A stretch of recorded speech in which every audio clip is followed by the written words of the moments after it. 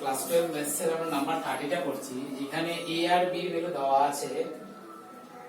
It is a continuous function. তো আমরা fx টা কন্টিনিউয়াস বলে দেওয়া আছে। তো আমরা লিখব since fx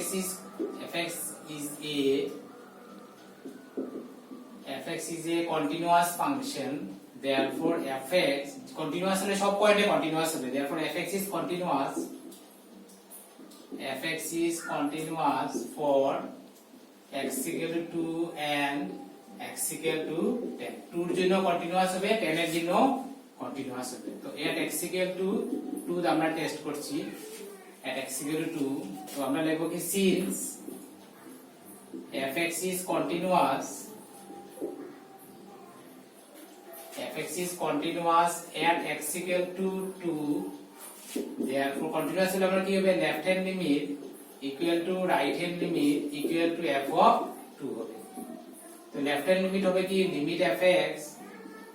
x tends two কোন পয়েন্টে 2 পয়েন্টে হলে কি হবে 2 মাইনাস হবে equal to right hand limit হবে limit fx x tends to কি হবে 2 প্লাস হবে ইকুয়াল টু f of 2 হবে। তো implies limit x tends two 2 minus 2 থেকে যদি কম হয় 2 থেকে কম হলে ফাংশনের ভ্যালু কি হয় 5, limit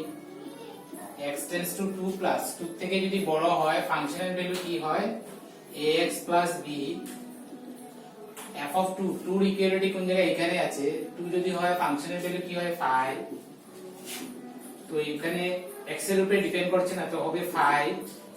x tends two 2 plus 2 দিকে অ্যাপ্রোচ করবে, তো x এর জায়গায় আমি 2 দিতে পারবো a into 2 plus b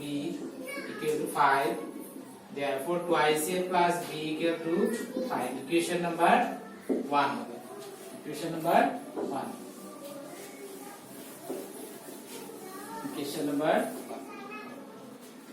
তারপরে আমরা লিখব at x equal to 10 এর জন্য লিখব তো since fx is continuous at x equal to 10, fx যেহেতু কোন পয়েন্টে 10 পয়েন্টে কন্টিনিউয়াস হচ্ছে, fx যেহেতু 10 পয়েন্টে কন্টিনিউয়াস হচ্ছে, therefore আমার কি হবে left hand limit equal to right hand limit equal to f of 10। তো লেফট হ্যান্ড লিমিট মানে কি হবে limit fx x tends to কি হবে 10 minus right hand limit fx x tends to 10 plus equal to f of 10 implies limit x tends to 10 minus 10 থেকে যদি কম 10 থেকে কম হলে ফাংশনের ভ্যালু হচ্ছে কি আমার ax plus b equal to limit x tends to 10 plus 10 থেকে বড় হলে ফাংশনের ভ্যালু হচ্ছে 21 and f of 10 10 এর ইকুয়ালিটি কোন জায়গায় এখানে আছে f10 10 পয়েন্টে ফাংশনের ভ্যালু কত 21। x টেন্ডস টু 10 মাইনাস মানে আলটিমেটলি 10 এর দিকে অ্যাপ্রোচ করবে, সো x এর জায়গায় আমি কি বসাবো 10 প্লাস b, এখানে x এর উপরে ডিপেন্ড করছে না 21 equal to 21, therefore 10a plus b equal to 21। Equation number 2।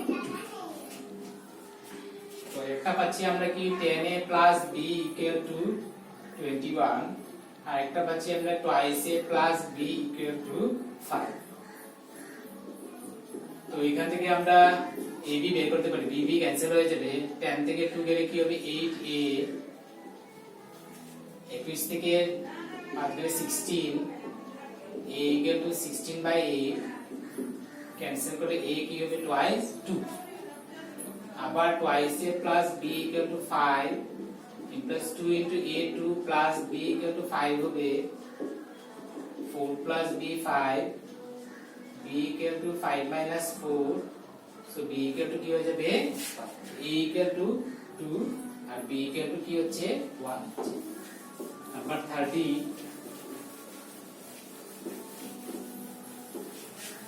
তারপরে নাম্বার 31 32 এটা দুটো হচ্ছে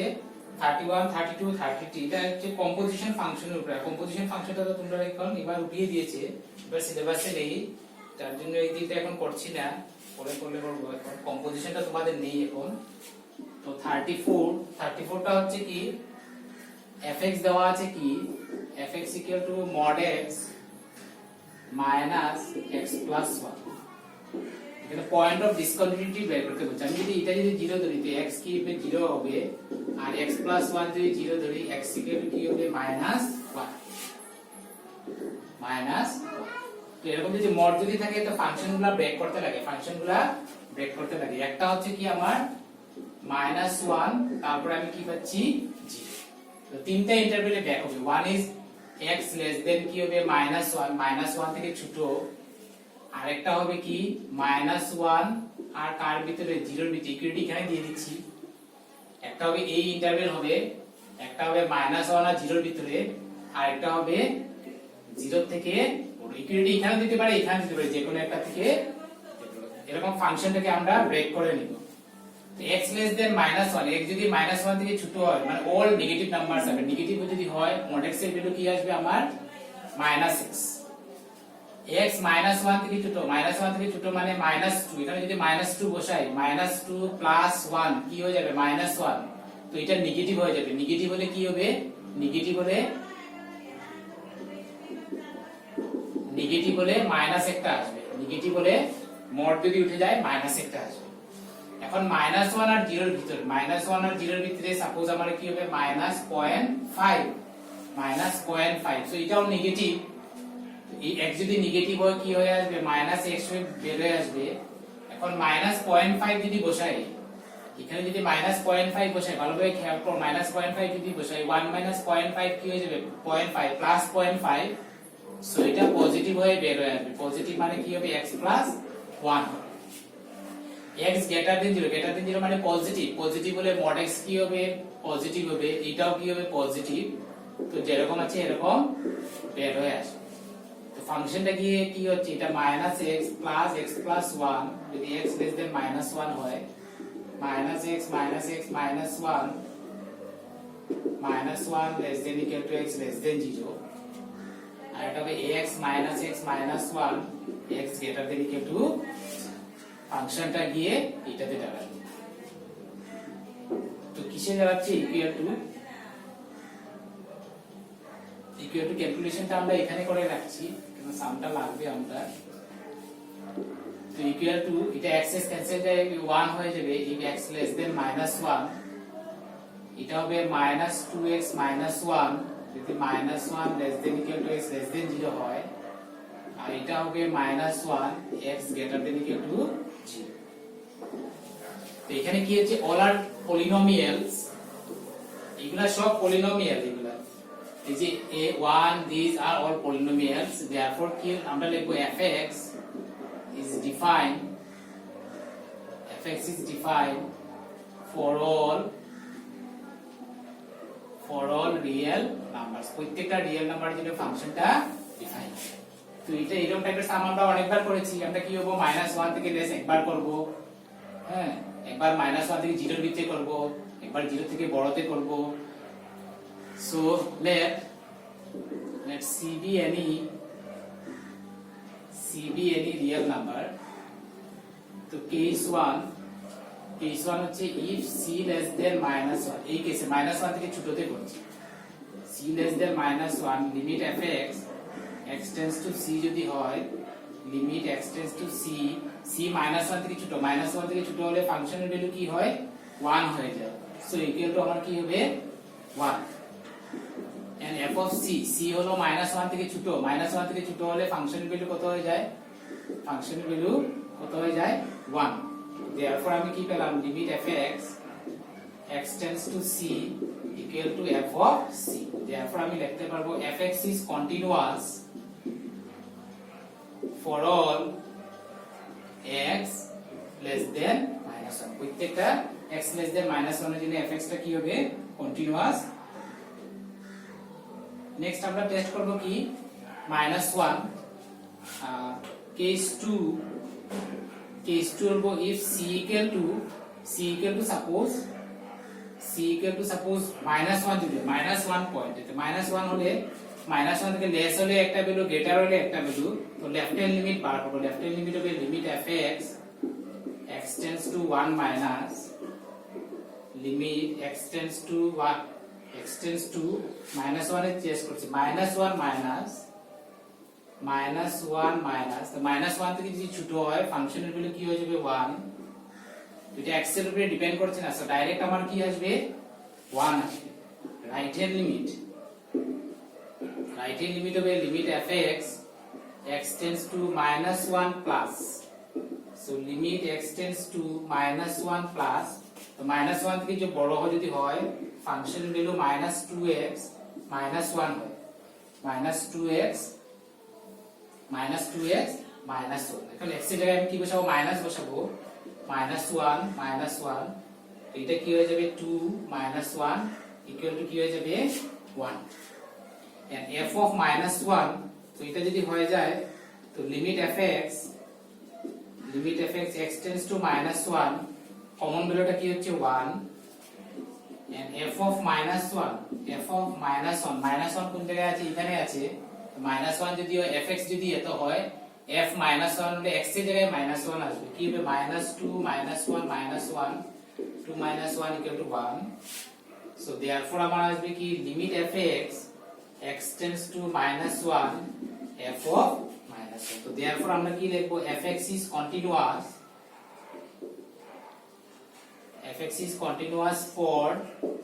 x equal to minus 1 এর জন্য ফাংশনটা কি হয়ে যাবে কন্টিনিউয়াস is 2 case 3 if এখন minus 1 আর 0 এর ভিতরে লিখব if minus 1 less than c less than 0 limit fx x tends to c limit x tends to c c টা এখন minus 1 আর 0 এর ভিতরে minus 1 আর 0 এর ভিতরে ফাংশনের ভ্যালু কি হয় minus twice x minus 1 তো x tends to c x এর জায়গায় c বসাবো তো কি হবে minus twice c minus 1 f of c আবার minus 1 আর 0 এর ভিতরে minus 1 আর 0 এর ভিতরে ফাংশনের ভ্যালু কি হয় minus twice x minus 1 তো x যদি c হয়ে যায় minus x এর জায়গায় c আসবে minus 1 so therefore আমরা কি পেলাম limit fx x tends to c equal to f of c therefore f of x is continuous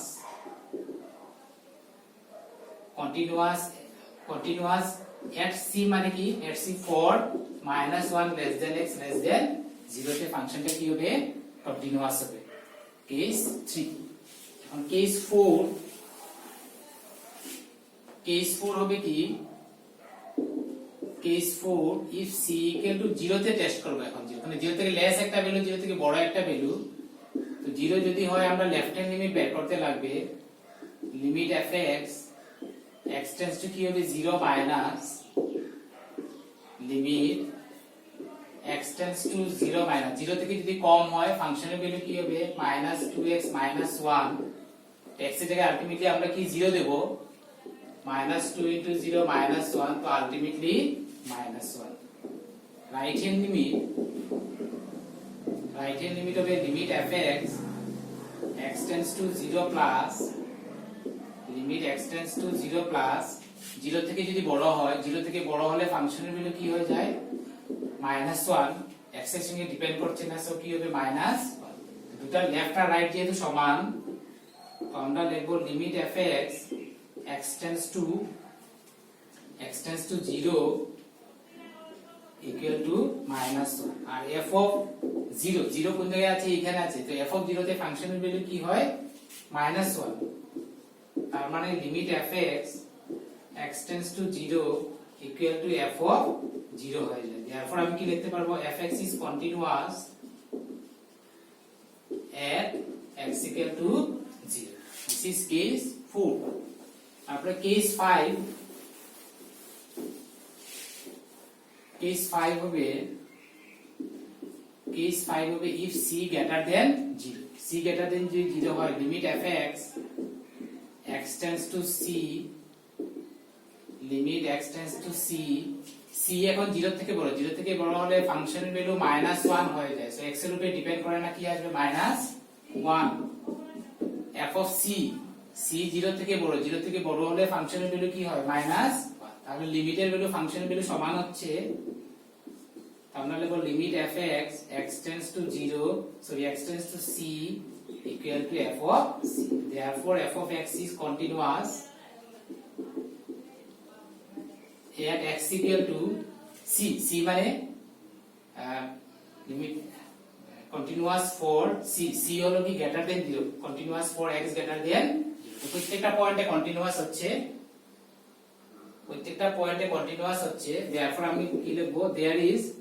therefore fx is continuous, fx is continuous for all real numbers, therefore there is no point of discontinuity কোনো point, therefore there is no point of discontinuity কোনো point নেই।